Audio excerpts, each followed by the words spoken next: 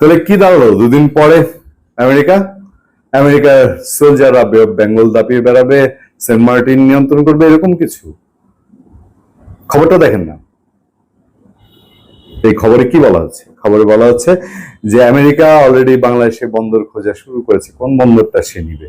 মামাবাড়ি আবদার, Chittagong port, Mongla port, গভীর সমুদ্র বন্দর, পায়রা বন্দর, নাকি নতুন কোনো বন্দর সেন্ট মার্টিন দখলে নিয়ে? শেখ হাসিনা বারবার যখন বলতেন তখন আমরা তো সবাই উড়িয়ে দিয়েছি, বলেছি যে আরে কি বলে, ওনাকে সবাই বলতো যে কি আদালত তাকে তার মাথার সমস্যার কথা বলেছে, এরকম কত কিছু বলতো না?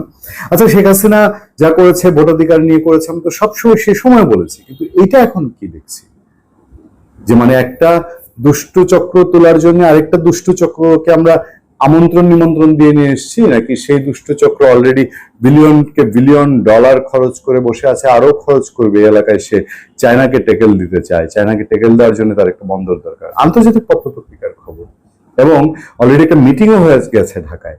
যদিও ভারত এখানে কি ভূমিকা পালন করবে সেটা এখনো সন্দেহের মধ্যে রয়েছে। ভারতের এখানে মোটেও স্বাচ্ছন্দ্য বোধ করার তো কোনো কারণ নেই, কিন্তু আমরা যে আমাদেরকে উজাড় করে আমাদের কেউ কেউ এখানে কাজ করছে, এটা তো এখন বুঝতে বাকি থাকে না। আমেরিকা বে অফ বেঙ্গলে, আমাদের বঙ্গোপসাগরে জায়গা চায়, মিটিং করে ফেলেছে, পেতে আর কতদিন?